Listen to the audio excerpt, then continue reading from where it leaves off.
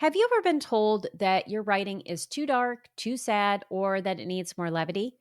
Or have you ever wondered how a story about something truly tragic can grow into something that's more than the sum of its parts? Well, let me tell you about my client, Casey Mulligan Walsh. In 2021, I completed a manuscript evaluation for her where we explored what was truly at the heart of her book and how to ensure the big picture things she wanted to discuss didn't get buried by the challenges she faced. Between then and now, she has worked tirelessly on her manuscript, written pieces for the New York Times, HuffPost, Modern Loss, and many others, and lasered in on how to elevate her truly catastrophic losses into a memoir that speaks about so much more. This week, I am delighted to speak with her as she launches her debut memoir, The Full Catastrophe: All I Ever Wanted, All I Feared. Join us as we discuss Casey's revision process, what it took to embrace both the heartbreaking and beautiful aspects of life, and how she became a small press author whose book debuted at #2 in Amazon's grief and loss category. Way to go, Casey. I am so proud of you. Listeners, grab your pen, open your hearts, and get ready to learn what revision can teach you and where Literary Citizen can get you on this week's episode of the Writing Your Resilience podcast. Let's dive in.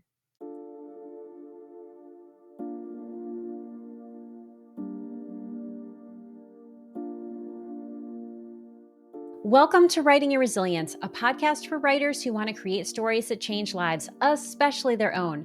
I'm your host, Lisa Cooper Ellison. As a writer and trauma-informed writing coach, I'm here to guide you on a transformative journey through the art of writing, self-discovery, and resilience.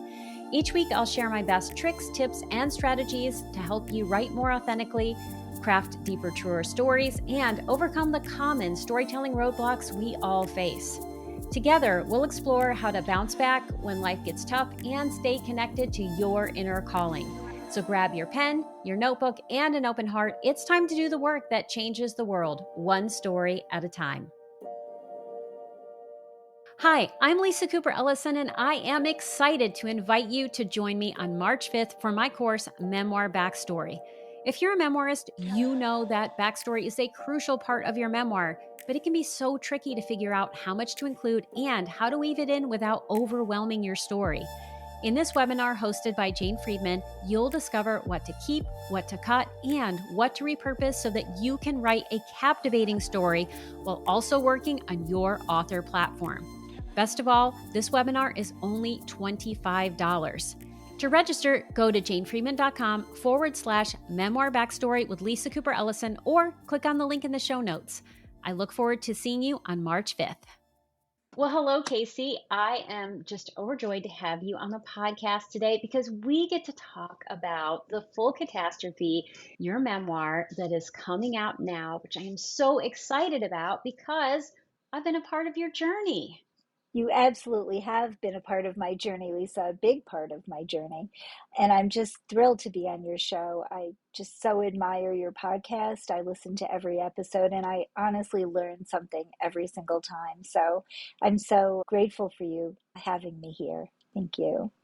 Well, we are going to dive deeply into your memoir. But before we do, I want to give you an opportunity to give us the first description of your book. So, what would you like us to know about The Full Catastrophe and also about you as a writer?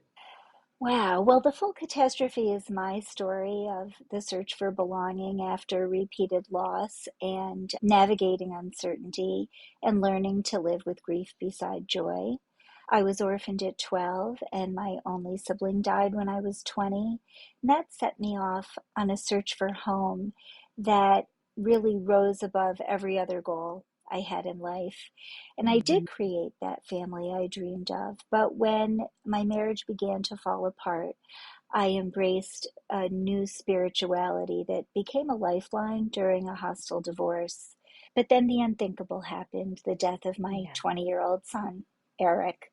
And that loss, of course, was devastating. But the spiritual strength that I'd cultivated during the divorce really helped me navigate my grief and find a deeper sense of belonging. Through it all, I learned that life rarely goes according to plan, and that even in the most heartbreaking moments, there's room for healing and peace and unexpected joy. And for me, then this goes back to the title, it's about embracing the full catastrophe of life in all its messy and beautiful complexity. And the other thing I'd like to say is one of the things I hope to accomplish with this book was to illustrate how losses, especially losses that happen before we reach adulthood, really Hmm. can dictate the decisions we make for the rest of our lives and alter the way that we see the world. And similarly, I think choosing to see the world through a different lens, in my case, it was spirituality, can affect the way that we think and the choices we make, and ultimately who we become. Yeah, this is a book that contains so much loss. For someone who hasn't gone through these things, and I have my own relationship to loss, this could have been such a relentless story of just darkness and doom and gloom. And that's not what this is. And that's one of the things that I have really enjoyed about this book is that you're able to walk that fine line by really taking us into this world, allowing us to see through this narrator's eyes, to experience all of these things, and then realize how, just as you said, all of those early losses created this foundational need and desire that fueled all the rest of her decisions throughout this book. 100% true. And I think many of us who write know that when we begin to write, those threads are not always gelled for us. We don't always, I didn't start out thinking about my life or even early on writing about my life with this whole trajectory and all of these lessons firmly in place, right? That we learn a lot as we're writing, I think. And Yes. that was definitely true for me. Yeah, and so you started writing this in 2011. You and I worked together in 2021, and then you went off and did more work. Let's see, it's going to be 2025. So if I'm doing the math right, we're talking 14 years to write this book. So what did you learn about yourself and about the story through writing and revising it? Yes. 2011 is when I started writing essays. I was working with Marion Roach Smith, who's local to me, and her group was very pivotal for me. And then a group of us kind of broke off and met every 2 weeks for 7 years. So every 2 weeks for 7 years, I had an essay because I wasn't showing up without something to get feedback on. And in 2017, I kind of had this one pivotal moment where I decided that I was going to just rough out what chapters might look like, and maybe this should be a story. There are many collections of essays that are beautiful, and that's exactly what they should be. And I think at first I thought I can just do this collection of essays, but I think this story really needed to be a story with a narrative arc and Mhm. not an essay collection. And so that's when I started working on it as a book in 2017. In 2019, I worked with Allison K. Williams in Tuscany at her first retreat. So that was pivotal for me because right after that is kind of when everything exploded in a lot of our online writing groups and Writer's Mm. Bridge and all of those things. So that was really important. And then in 2020, a group of us started an online writing group, and we're very close and we're still together. And we all had full length manuscripts. So we've been through each other's full books twice.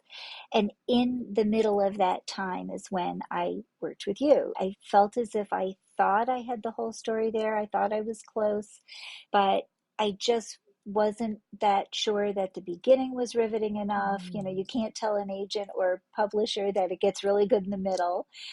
You've got to grab them from the beginning. And that full read that you did with the amazing, not just comments, but little craft lessons throughout, Mm. really, I think, made the book what it is today. But back to your question, what happened at the same time that you were reading my manuscript as the result of just doing some other webinar is I had this huge aha moment that the book, while it was a story of relentless loss and multiple losses and resilience, it was really a story about the search for belonging. And that had just never gelled for me after all those years, right? Until that moment. So 10 years into writing, I suddenly realized the thread that ties it all together is the search for belonging or the search for home. It didn't change huge scenes. You might read the book and think it isn't that different, but it did change the context within which Yes. everything happened and how I steered each scene. And ultimately, you asked how it changed the book, but it changed me and my Mhm. thinking about the life that I lived. I used to say when I was a young married person that, that I got a 2-year degree. I didn't go on and do all of the things educationally I should have or wanted to do because I needed a family more than I needed an education. So I knew that early on, but I don't think I quite grasped how deeply it directed every single decision I made. And then that's kind of on a global level. On a more granular level, many of these things you'll recognize because they're things you brought to my attention when you Mhm. read the manuscript. I needed more scene, less exposition. And to me, that goes hand in hand with we like to talk about the South Park model with everything being connected by but and therefore. And the funny thing is, when I was a speech language pathologist and I did a lot of work with literacy with kids, that was my big focus. And I used to teach ways to improve writing and comprehension from kindergarten to 12th grade. You can use the same strategies. And one of them is if you can take a couple of words and connect those thoughts with but, because, or so, Mhm. then you can not only write well, but you can display a clear understanding of the content. And so for me, it's the but, because, or so is what sticks in my Mhm. head. So, Allison K. Williams had a great blog post about this that I looked at recently. But, just that every scene either arises from the previous one or leads to the next. And that was really, really helpful. And in my case, didn't change anything that really happened. But for example, there's a sequence of really pivotal events that happened when I was living with relatives after my parents died. Mm. And I just kind of manipulated those to have happened all within like a 2-day sequence. And it doesn't really change anything, but I think it made it much more compelling to read. So those are the kinds of things that were helpful. But also, I think that the time between the events that took place in the book and when I actually even started writing was long enough. I wasn't writing in the middle of the trauma and the pain. And I think that was really helpful. Let's say that was 10 years. I still needed the next 10 years of writing to fully digest things like, especially with my former husband and his Yeah. mother, who had been like a mother to me, that I could begin to see that, and this goes along with the kind of my spiritual beliefs too, right? That we're all here trying to get what we need or working through Mhm. our fears. And I think that there was a lot about me that brought up a lot of fear for both of them. I also Mhm. think that I married someone who wasn't right for me and then tried to make him into someone he couldn't be. Yeah. And so, there's enough, I don't even like to use the word blame, but there's enough erroneous thinking, fear to go around, right, in any situation. The one last thing I'd like to say is that it was one of the most difficult things to write was the spiritual evolution because it's very Mhm. difficult. I think to write something like that without sounding like you're proselytizing or preaching or Yeah. using spiritual bypass. Like I just, had all these airy philosophical feelings, so I didn't have to feel anything. And so I Mhm. worked really hard. And Glennon Doyle's Love Warrior was one book that was very helpful to me in seeing how she wrote about her change in spirituality and in thinking in the middle of the struggle. Like, and Mhm. that's what I tried to emulate, which is, there's a passage where like I'm laying in bed and I don't know how any of this is going to work out. And it just seems so hopeless. Yet I have this peace. And also, like, there were times early on where I kind of felt like, is it really okay for me to believe this? Or, this is just kind of a little shift. It wasn't an antithesis to what I always believed, but it was a shift. And so I tried to show those things within the struggle, not like, oh, and then one day I just decided to believe this and everything worked well, because that's just not believable. And I did show the pain and the sadness and all of those things, because otherwise you're just bypassing your real feelings. And we Yes. don't want that.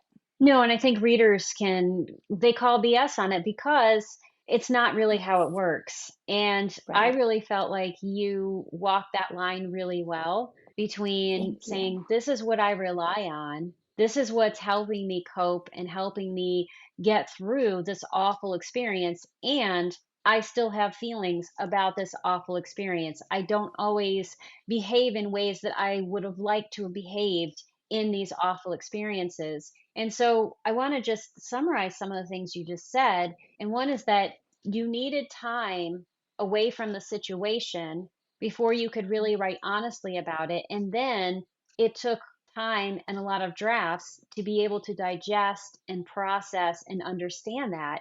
And it's not just enough to process and understand. If you're trying to write a publishable book, you have to really understand your angle. And I could see how you had really framed things towards the angle of belonging at every single scene. Like when we met back in 2021, you had rendered your scenes really well. You immersed me in the place. I felt like I was there. You rendered your characters. You did all of that work. But it was like a situation is happening. And yet, what are the stakes? What's the motivation of this character? Why Right. is this character behaving this way? Why do they tolerate such and such? And that's where that framing comes in really nicely. And it's clear and it gives your book something additional, right? It elevates a story of grief and allows it to be about something else, which Yes. contributes to the conversation around grief. That it's not just that we grieve or we hurt or we've lost people, we lose people within a context, and it shapes the context through which we see our entire lives. Yes, it's so well said. And it's so gratifying to me to know that you got that when you read it. That's just wonderful. I've really struggled with kind of my elevator pitch or describing my book to people, because sometimes I get through the first line and they're just like crying. And then I have to be like, no, wait. So then I've learned to kind of move the more hopeful stuff up to the top. And Hmm. then excellent, because we all love to talk about Vivian Gornick and the situation and the story, and the situation is pretty grim in a lot of this book, Yeah. but the story doesn't have to be. Exactly. And you bring that light in. And when I think about like, what is the essential question of this book? And to me, the essential question of the book is how do you embrace the full catastrophe of life, the thing you want, when that full catastrophe can be pretty catastrophic? Like, how do you hold Yes, space for both? And I yes, see you wrestling through that, or I see the narrator wrestling through that. That's probably a better way to talk about it. So, writers, if you're hearing me say that, let me yes, tell you why. We want to make sure that we have distance from that character on the page. And even though this is Casey's story and she's talking about her life, the person who lived through those things, that character is not her. It's not the person who's in front of me right now. right. That's very true. I think that, I'm jumping around a little bit, but I think that good critique partners, trusted critique partners, Yes. are so important.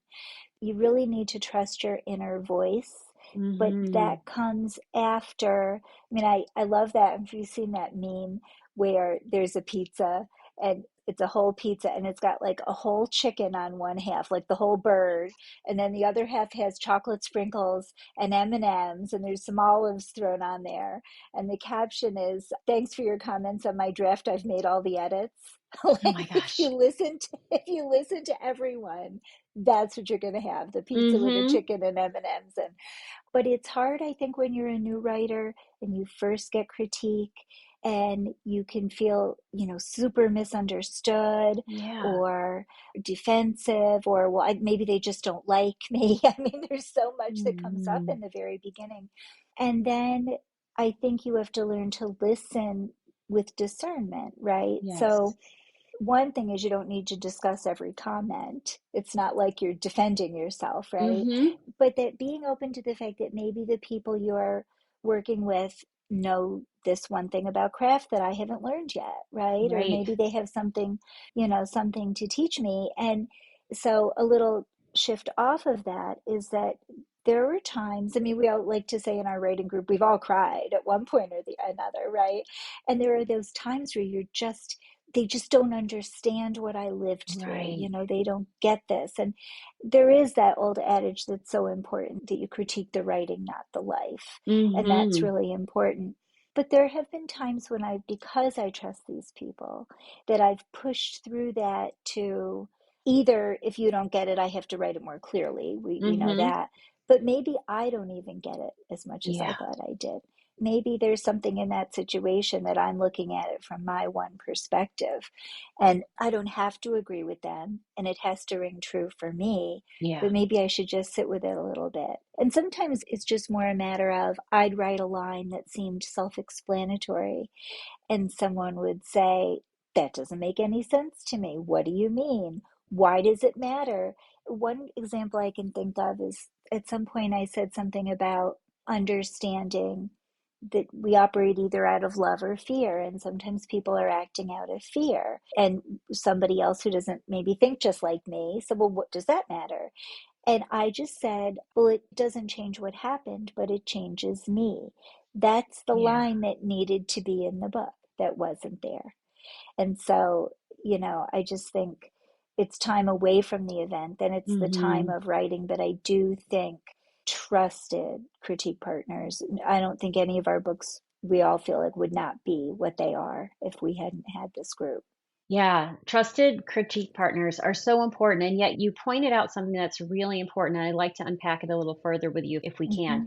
And that is the idea that when you are working with a critique group, number one, it needs to be a trusted critique group, meaning to me, and feel free to jump in on this, is that you feel like they can offer you the type of feedback you need, like they have the Hmm. skills and they have the compassion and openness to inhabit and understand your story.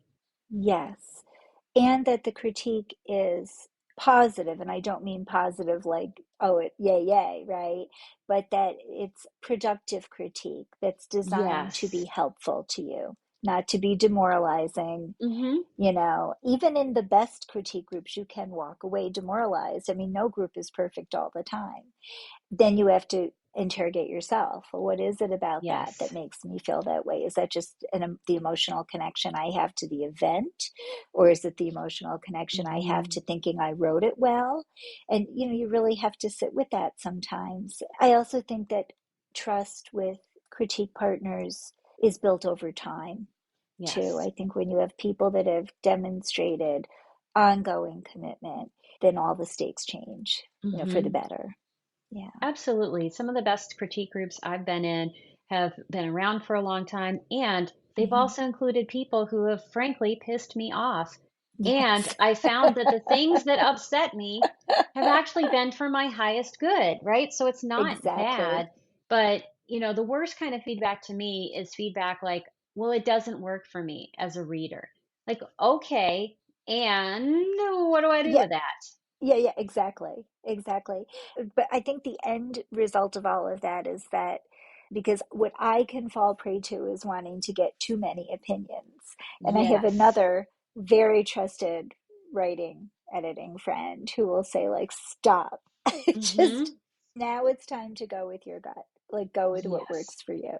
And so I do think the big global one liner is trust your inner voice, but that's not trust your inner voice before you learn a lot and listen to a lot. I mean, you have to get that skill. And you also have to ask yourself, is the person who's critiquing your work, do you like their writing? Yeah. I mean, do you trust this person and do you respect their writing? But then in the end, even if you do, it's still your writing that's coming from your heart and your mind, and you have to make that final choice. Absolutely. So when you think about, to me, what you're saying is you need to be open, you also need to learn, and you need to be discerning. And so having Yes. that, what I call creative intuition, that divining rod inside you that allows you to say, yes, this feedback is something I really need to attend to, or no, this feedback isn't something that's going to work for my story, or hey, even though everybody's telling me this thing doesn't work, something Hmm. inside me is saying it has to be there. how can I trust that it's got to be there? It's just that I have to figure out how to make it clear. So, what have Yes. you done in your writing life to foster that creative intuition and to be able to trust it? Interesting.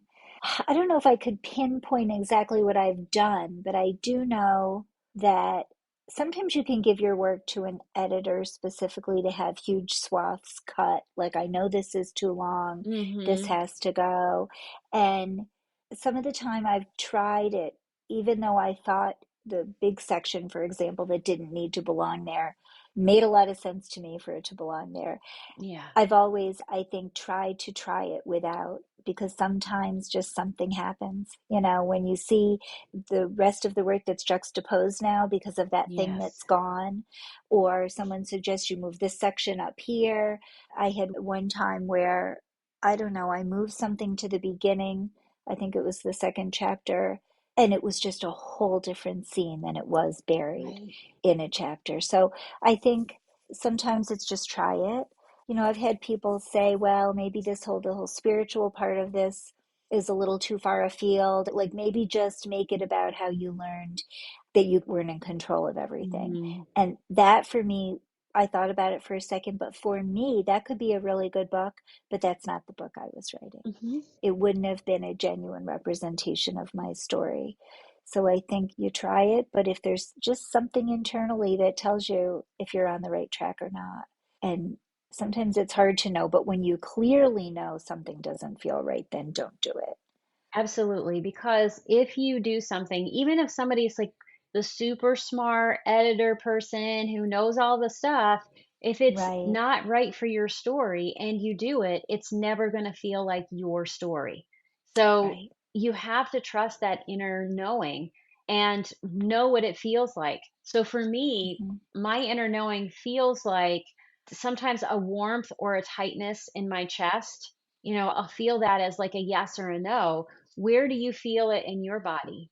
Oh, that's interesting.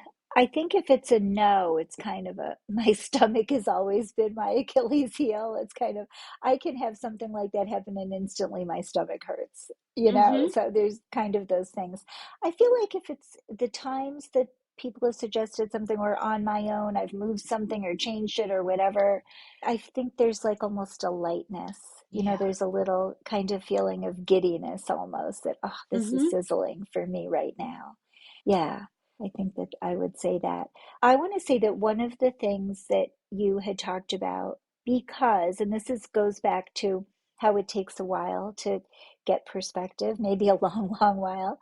One of the things you had said is, the reader really needs to feel like you got something of what you wanted before you lose it. I mean, that's good story structure Mhm. anyway, right? There has to be this false victory and then. So, because of how difficult everything was with the divorce and then my son's death, and it was, let's face it, like way before the divorce, there was just a Yeah. lot of challenges in our marriage. But because it ended so tragically, all of it was really a long time before I could connect with the good stuff. I could write you 100 essays about the challenges. Those are the essays that sell, the trauma and all of Right. that. In fact, in the beginning, I was writing a lot about Eric toward the end. And way back, I was really struggling. I was thinking, I don't even remember that much of his childhood, which you'll laugh when you Mm. read the book now. But I was struggling to reconnect with all, of the times that were really great. So I specifically, and I'm sure you saw this when you read the book, but after that advice, I wrote that Christmas scene, which is like one of Yeah. my favorite scenes in the whole book. And that really is how it was, for us on Christmas. Mhm. And so, I think it also gives a nod to the fact that there have been difficult times behind us and there's plenty more to come. But for Yes. today, everything is perfect. And that's kind of how life is, right? We have those glowing days, but they don't always stay that way. And we all behave maybe for something special like that. But I'm so grateful that that scene is in the book. I don't think would have been the same story without it. I'm glad that you put it in there as well. It's one of my favorites. And you just said something that's really important because I work with a lot of writers who are working on tough stories. I know a lot of people who want to write about traumatic childhood or some other kind of experience that's really big and heavy and dark. And Hmm. they all get the same feedback, which I've gotten myself, which is where's the levity? Where's the lightness? And Right, if you are connecting with that pain, your brain is in a neural network, it's in a rut that is related to that pain. So it makes it actually physically difficult to remember the good times. But what you said is so important because so many people are like, yeah, but my experience was dark. My experience was this. And for today, sometimes people behave in ways that are light and wonderful and it all works out. And to allow right, that, it can be just for today. Like that can even be your mantra. I don't have to find the special mhm, moment that makes this person look so great, but you can say, what is right, the just for today moment right. that gives us all a breath? I feel that way about that whole funny series of voicemails from my son Kyle. Like, he would tell you that it's the best part of the book. But, I could have done all kinds of things to try to describe how funny he could be. But that series of voicemails that I came home to that night when I forgot to pick him up did so much of a better job illustrating that than any, little made up scene or exposition I could have come up with. Those were the days of tapes and answering machines. Mm-hmm. And I had saved that tape, and years ago I transcribed that. So that's like really word for word from Oh those my gosh, I voicemails. love it. Yeah. So it's good when those things present themselves because it's hard to manufacture levity when it's not Yes. genuine. And we don't want to Um, make things disingenuous, right? We want to be no. true to what our experience is, but figure out what is the richer version of the truth. And so Yes. you did a lot of work to make that happen in your book, and you went on a long writing and revising journey. And now you're on the other side of that journey, which is the publishing Yes. journey. And Yes. we're recording this about, gosh, about 6 weeks now. Is that correct? Yes. Just about 6 weeks. Yes.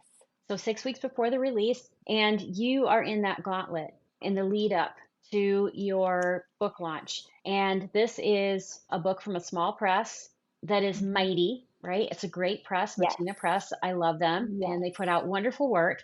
And one of the obstacles many small press authors have is that if you're not the darling of a big five press, there's not the money there, right? So you have to put in the lion's share of the work. And you have some impressive stats, my friend. You Hmm. have, I think, around 260 people who are on your launch team, which is so great. And already, again, we are 6 weeks out. You have 105 reviews on Goodreads. That is amazing. So, what have you done to build this kind of author platform that is allowing you to do all of these things and spread the word so well in advance of your book? Well, I have to say, first of all, I have the most amazing launch team. I have people who have just gone over and above to connect me with people, to set up events. Just they've been amazing. I would say a couple things. First of all, it is about literary citizenship and it's Yes. about genuine, not transactional support for people, but it's equally about in real life connections, Hmm. right? So I have said this before and I haven't done it, but I think one of the things I should do is kind of go through my launch team list and get a feel for the percentage of people who are writing literary community friends and people who are just in real life friends throughout my life. I don't know if it's about a 50-50 mix, but I think in general, it's all about building and nurturing relationships, whether Yeah. it's in real life or online and again, genuine, not transactional Yes. relationships.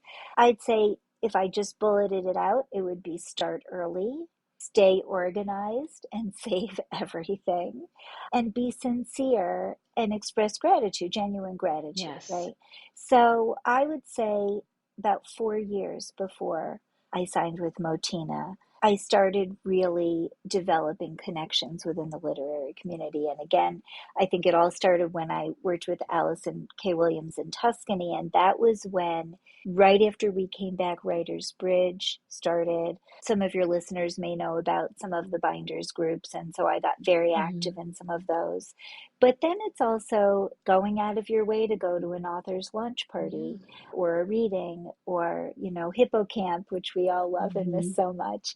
I went to Writers in Paradise in Florida, like to the extent that you can be in community with other writers. And then I feel like any of those things I've ever done, there's always a handful of people you keep, the Hmm. people who you really hit it off with. And those kind of tentacles go far and wide, especially if you're the kind of person who maintains those connections. Yes. But I have people on my launch team that I went to high school with. I have people that I'm on the board of the Family Heart Foundation. I have a lot of support from them. People I worked with or went to school with in my speech language pathology career.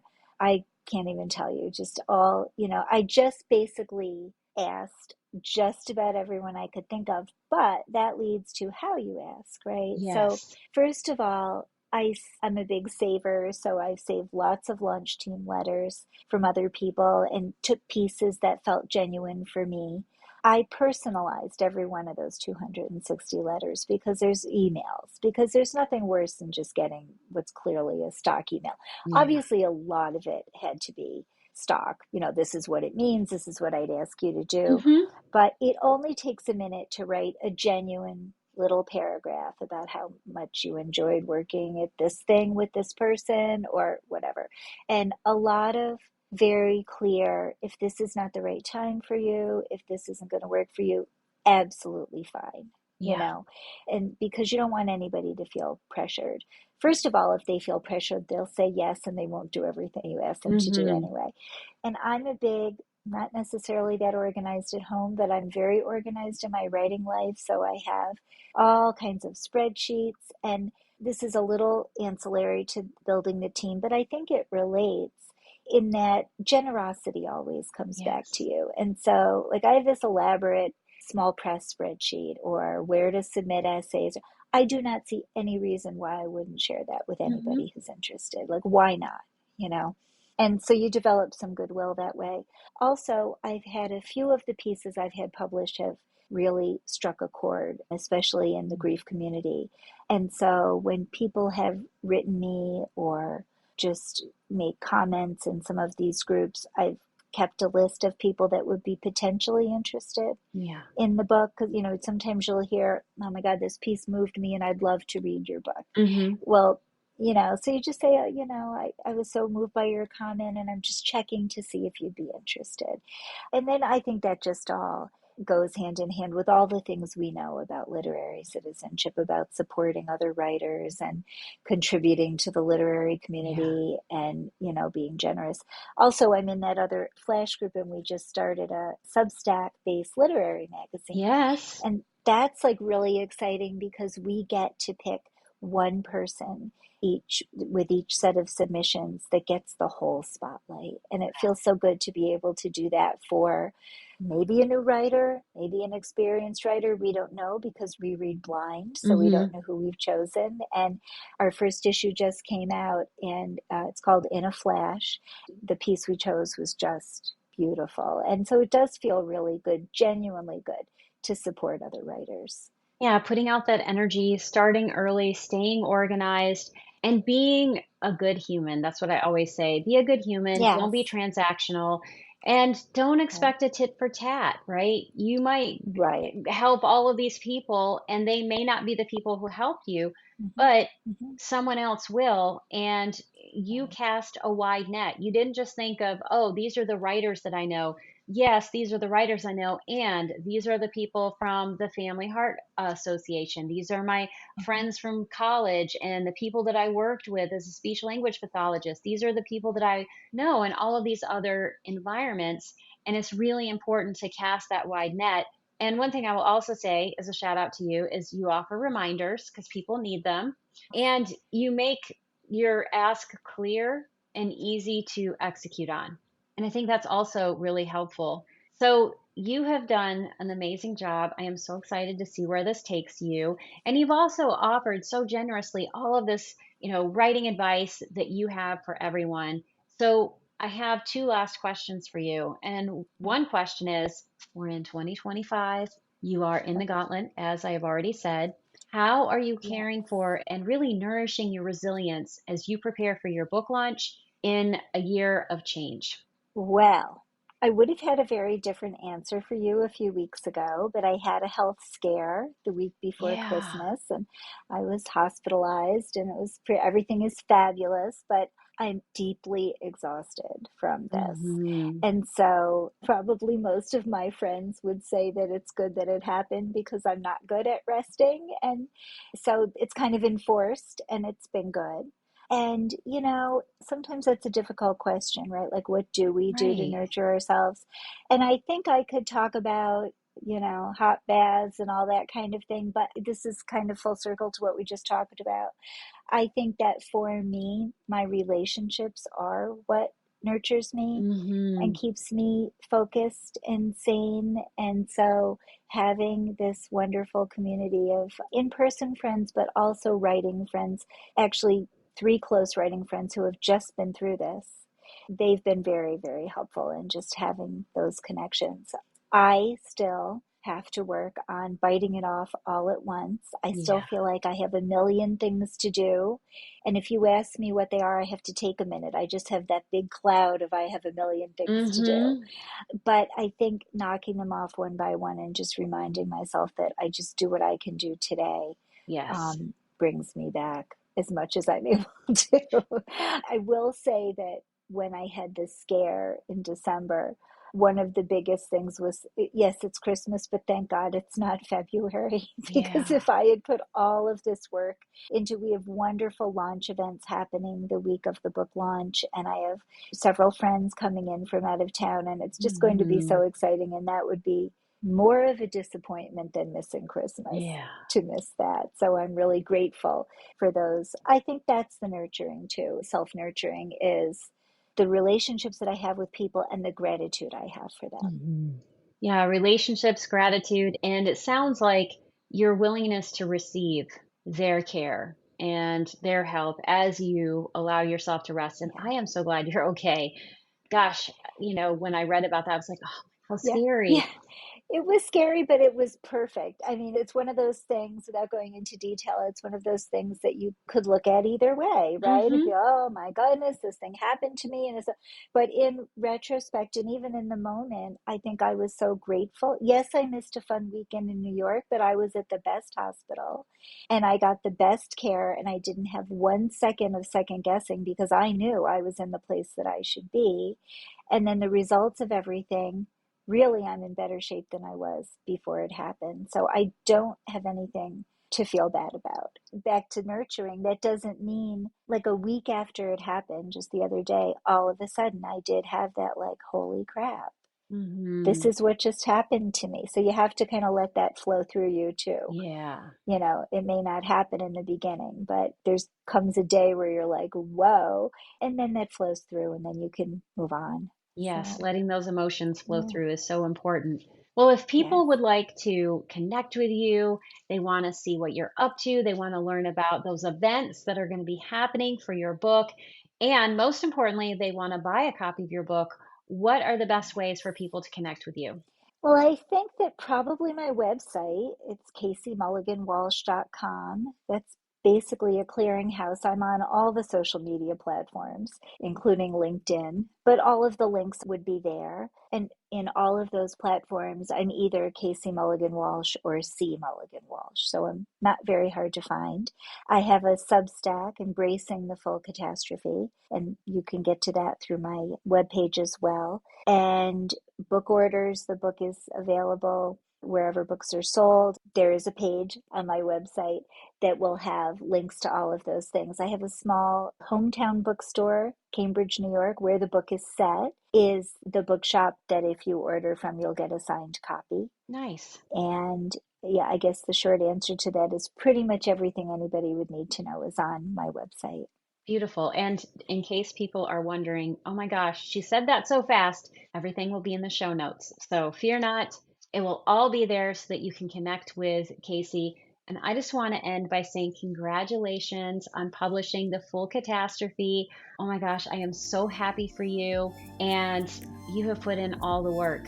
I can't wait to see what rewards you reap in this year and the years to come. Thank you so much, Lisa. It's just been delightful to be here with you. Thank you so much for listening to my conversation with Casey Mulligan Walsh. If you want to learn more about Casey and, most importantly, buy a copy of The Full Catastrophe, please see the show notes for this episode. But before you go, please text the show if you're on Apple Podcast or Spotify, or post a comment on YouTube with a tip or aha from this discussion that's changing the way you see your story, whether it's something on the page or something you're going through. I'd love to hear from you. That's it for today's episode. Thank you so much for tuning in. I truly couldn't do this podcast without your support. If you love this episode, here are 3 simple ways you can keep this show thriving. 1, subscribe or follow Writing Your Resilience on Apple Podcasts, Spotify, or YouTube so you never miss an episode. 2, leave a 5-star review to help others discover the podcast.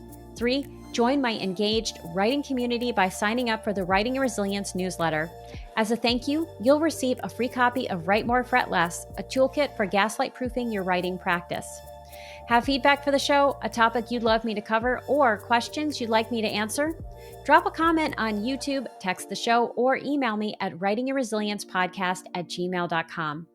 Until next time, keep writing, keep growing, and keep showing up for yourself. Your story matters, and I am so proud to be writing alongside you.